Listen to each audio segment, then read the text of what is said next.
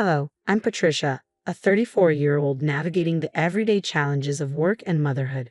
For most of my life, romance took a backseat, but as I entered my 30s, my parents grew increasingly concerned about my single status. That's when they introduced me to William. He seemed like the perfect match, devoted to his family, which aligned with my own values. We got married, and for a while, it felt like a real-life fairy tale. However, 8 months into our marriage, everything changed. One day, William called me multiple times, sounding utterly drained. When I finally reached him, he delivered devastating news. His father, Paul, had collapsed at home and was rushed to the hospital.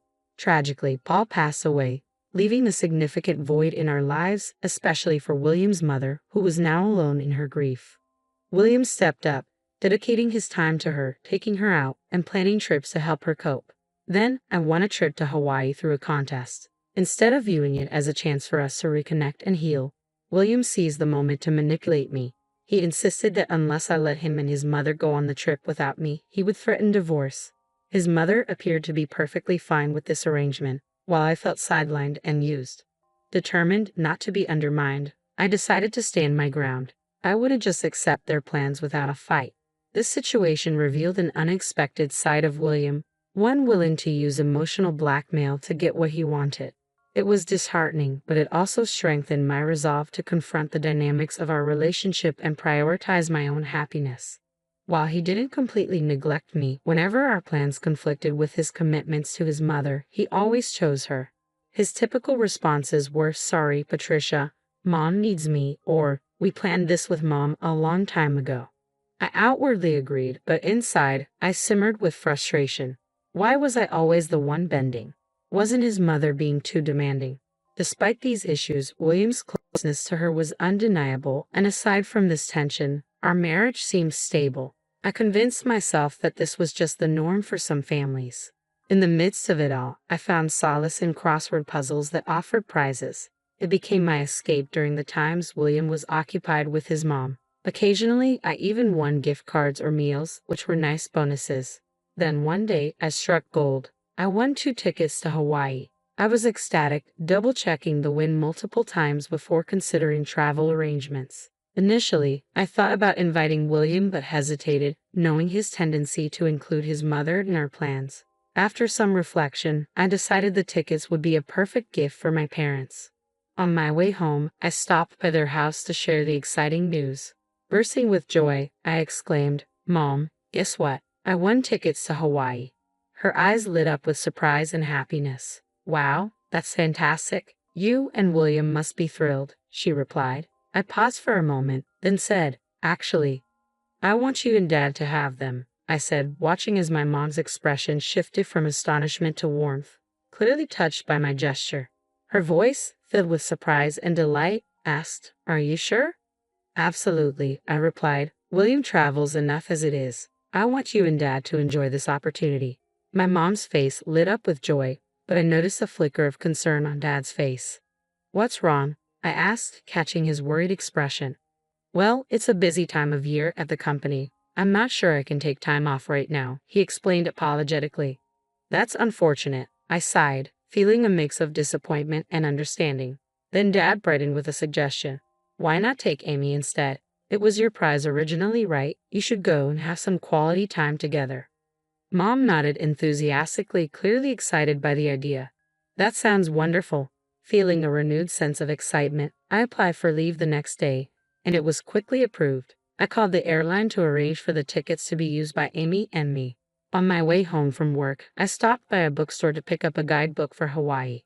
It had been ages since Mom and I had traveled together, and I was genuinely looking forward to it. When I arrived home, expecting the house to be empty, I was surprised to find the lights on.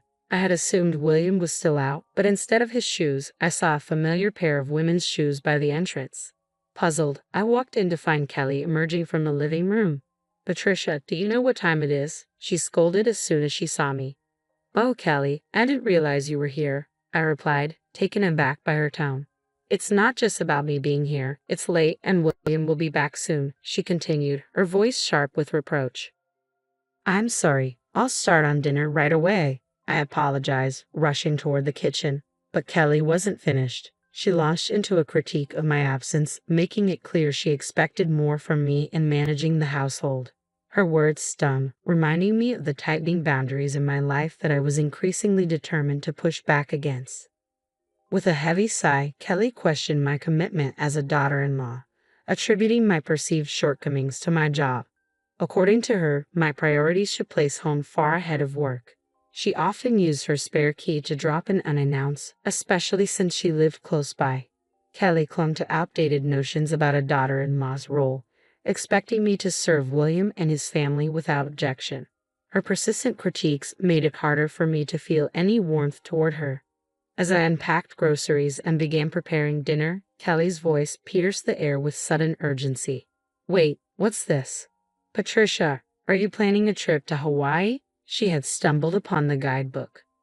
I had just purchased a few things when I noticed Kelly rummaging through my belongings. "Why are you going through my things?" I asked, frustration creeping into my voice.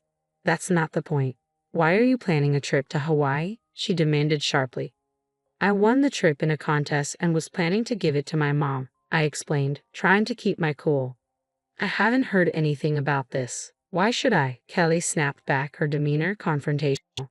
Before our argument could escalate, William walked in. Kelly wasted no time informing him of her discovery, pointing at me with an accusatory finger.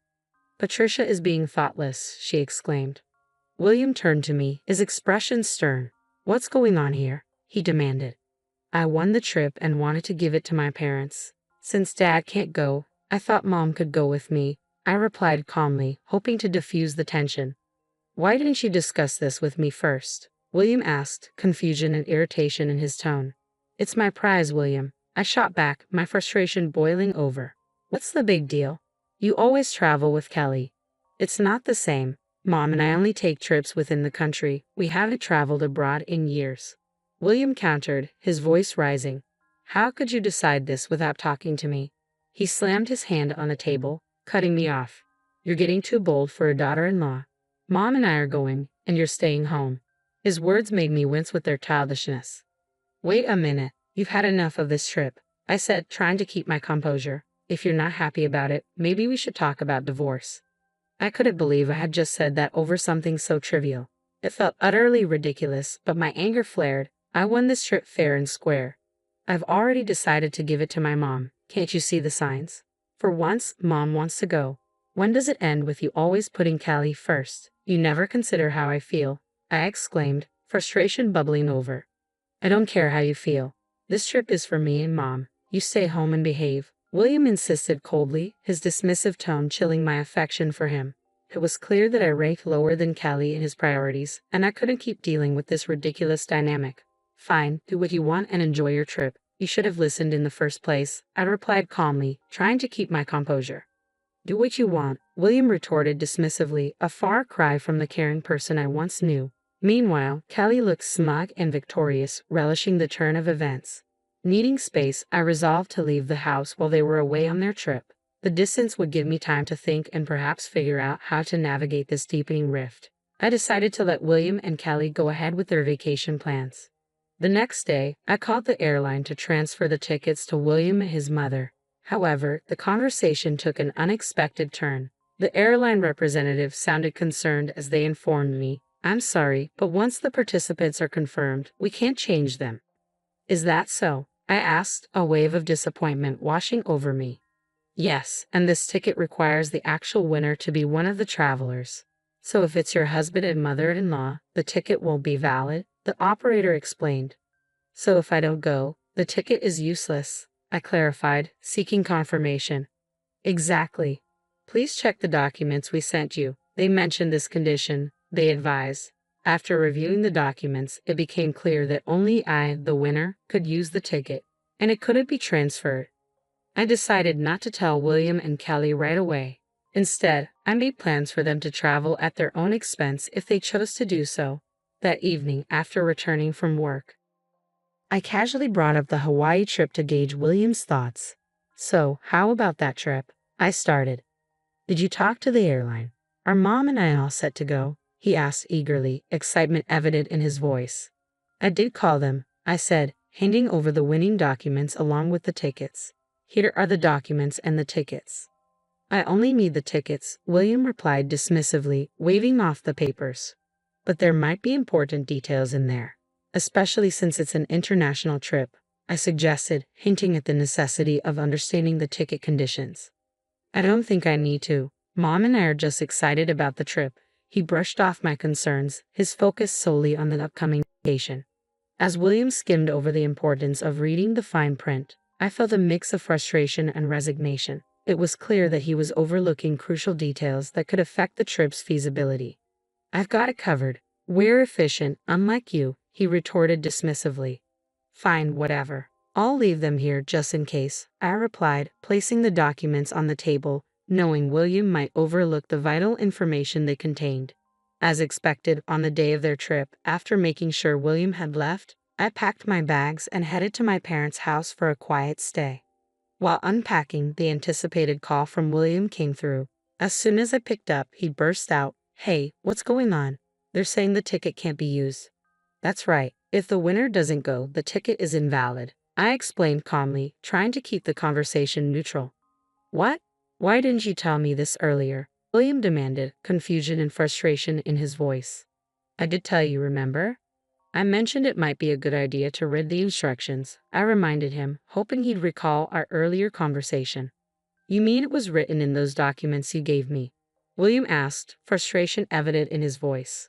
"Exactly. It's your fault for not reading," I replied, maintaining my composure despite his growing agitation. "So how are we supposed to get to Hawaii?" he asked, his tone becoming more heated. "Well, the operator did mention that if the winner doesn't go, you'll have to pay the full price," I said matter-of-factly. William sounded frantic, and I could hear Kelly's voice in the background, signaling their shared distress. "William, what did Patricia say?" Kelly demanded. "Mommy, if Patricia doesn't go, we have to pay for the trip," William started to explain, his voice tinged with disbelief before handing the phone to Kelly. "Let me talk to her," she insisted, ready to take over the conversation, presumably to find a way out of their predicament. "I can't deal with this anymore," Kelly snapped sharply. I decided to let them sort it out themselves and hung up without another word. It wasn't long before William called back. "Hello," I answered, bracing myself for more drama. "What is it now?" "I'm busy," I said coldly, not in the mood for further complications. "It's not what you think. I tried to buy the tickets, but the credit card isn't working," he explained, sounding flustered. "Huh? I don't know anything about your card," I replied, genuinely puzzled. "It's not mine. It's your card," William clarified. "Oh, so you're saying you used my card without my permission?" I accused, my tone icy. "I just need to fix it now," he insisted. "When I checked my wallet that morning, my card was missing. I had a hunch and immediately froze it." "I realize why you're having issues," I said, understanding dawning on me.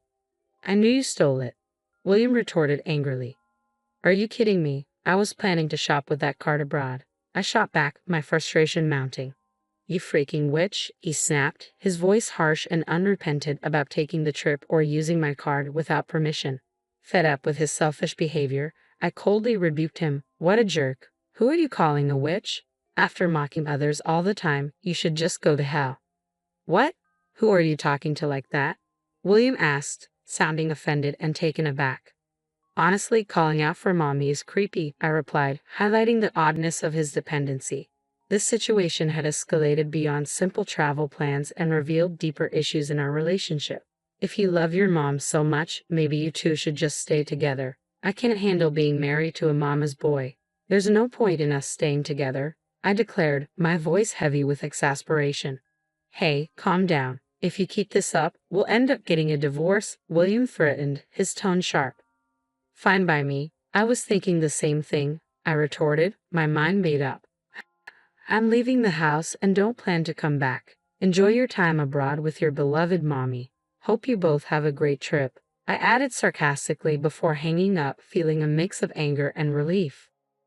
Furious, I ended the call and immediately blocked William and his mother on all my devices.